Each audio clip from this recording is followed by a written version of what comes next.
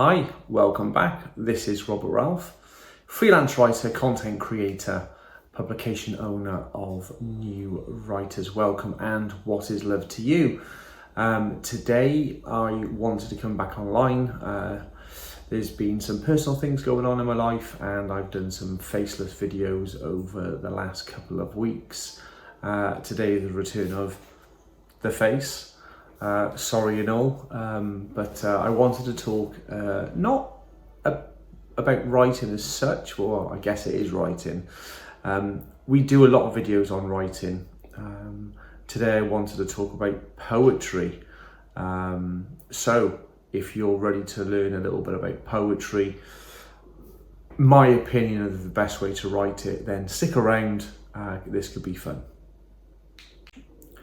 So at this stage, I'd normally say something along the lines of, hey, I'm not a poet. These are just my opinions. Now, whilst they are my opinions, do you know what? I am a poet. Whether I'm a good poet or not, that's entirely up for you to decide. If you like poetry, I'll link a few of my poems in the description below, which will take you to the Medium platform. And if you're not a member on Medium, then consider subscribing. I'll leave my referral link in the article in the comments below also. I've probably written on Medium around about, let me think, maybe 40 to 50 poems. I generally make them personal.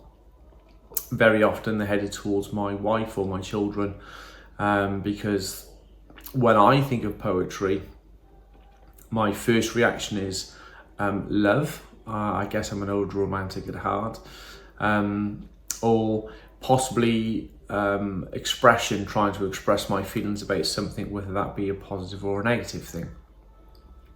So I've got a few points here that I just wanted to talk about today.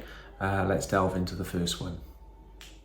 So the first thing you have to do when thinking about writing a poem, of course, is to choose a subject.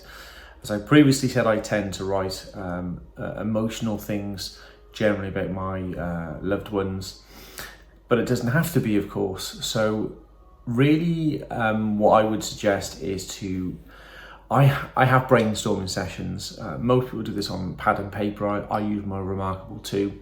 But basically get your ideas down on paper about what you're thinking of writing a poem about. Sometimes when I'm writing one, I'll write a few ideas down. Something will just come into my head, a ray of light, a spark of sunshine, let's say. And sometimes I just actually change the subject I was thinking of writing about just by purely putting them down on pen and paper or pencil and pad, if you like. So make sure you choose a subject that you're passionate about. Number 2 would be to choose the way you're going to write. There's many different ways of writing poetry, sonnet, haikus, free verse. I tend to use rhymed because it comes more natural to me. I will probably do a little video on the different themes of poetry, but as I said, rhymed is the one I tend to go with. I find it just easier to write, and that's the way my creative brain thinks. But definitely look into, like I said, there are many forms. I just mentioned 4 there, but there are many forms. So choose a theme and a style that suits you best. Number 3 would be think about the way that you want to write the poem. Is it going to be fun and happy? Is it going to be something to reflect on? Is it going to be about love or emotion? So there's many different ways in which you can capture the audience in with your poetry. So really think about what you're trying to achieve as an end goal, and really think about the setting of your poetry. What do you enjoy? Because if you enjoy a particular way of reading poetry, you'll probably write that style anyway, and write in that sort of format, and it will probably come through in the way that you write and make it more enjoyable for your audience and your readers. The next one, number 4, number 4, I think it's number 4, would be to brainstorm and free write. I mentioned brainstorm a lot. It's something that I personally have to do. So what I tend to do is think of, what I want to write, a title, if you guess. Think about the setting, the theme, the style of my writing, and then I'll generally put down maybe 10 to 15 words that I'd like to use within the poem that I'm writing, and see if I can fit those into my rhymed, which are what I normally do, into the rhymed version of the poem that I'm creating. So,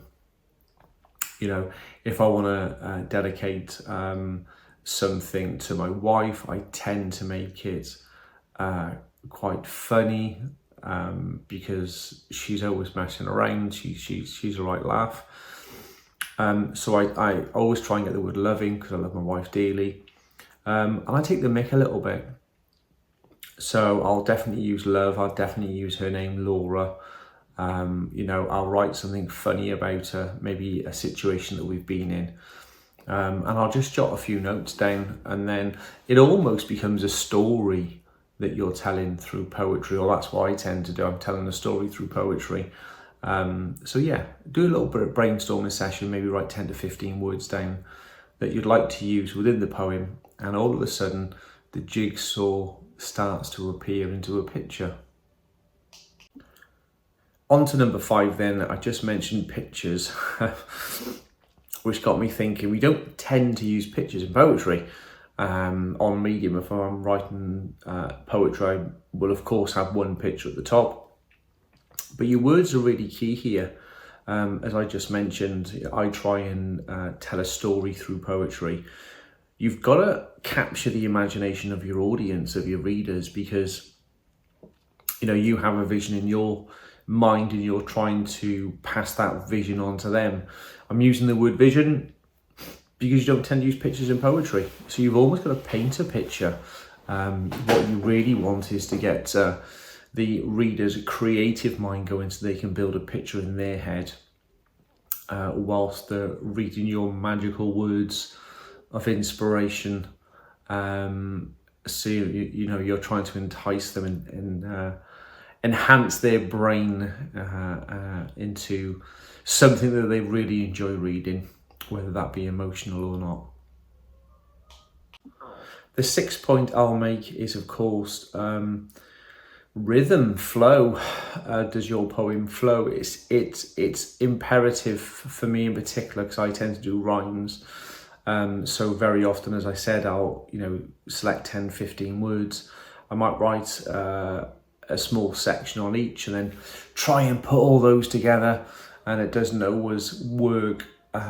So you just need to make sure that it flows correctly. Does it make sense? I may have a section here that I'm going to write about, in a section here, and I put it that way around, and all of a sudden that just doesn't make sense. So I've got to chop it and change it, put something in the middle, cut a bit out, just like you would do if you're editing an article on Medium as an example, or a blog that you're doing. You just need to make sure, whilst you have these massive creative mind spurts and you're writing these things down, you're putting them in different paragraphs, you need to make sure it flows correctly, because if it doesn't, you're going to lose your audience.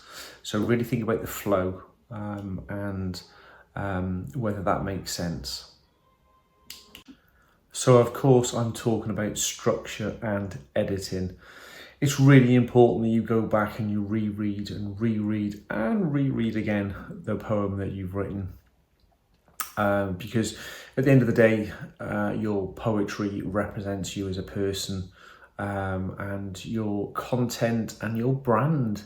You might not be a serious poet or a serious writer, but it still represents you, and you want to make sure that you deliver the best quality content to your reading audience. So make sure you've got your structure right, make sure you've edited your poetry. And the last point I would make is, why not try and get some feedback from respected readers or writers that you know also.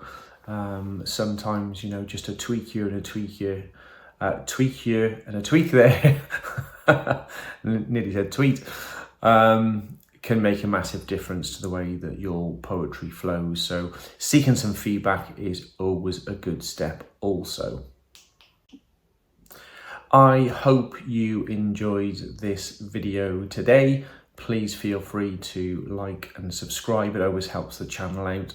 I just want to give a big shout out. One of the editors for New Writers Welcome, Robin Walden, has just started her very own YouTube channel.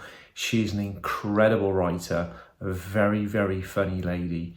And it's great that I have the opportunity to work with her. And I'd love all my followers and subscribers to check out Robin's profile on YouTube. Give us some support, because I do know it's very, very hard starting a channel. And every like, comment and subscribe really, really helps. So a big shout out to Robin. Good luck with your YouTube channel. I wish you the very best of luck. Onwards and upwards to a fantastic 2023.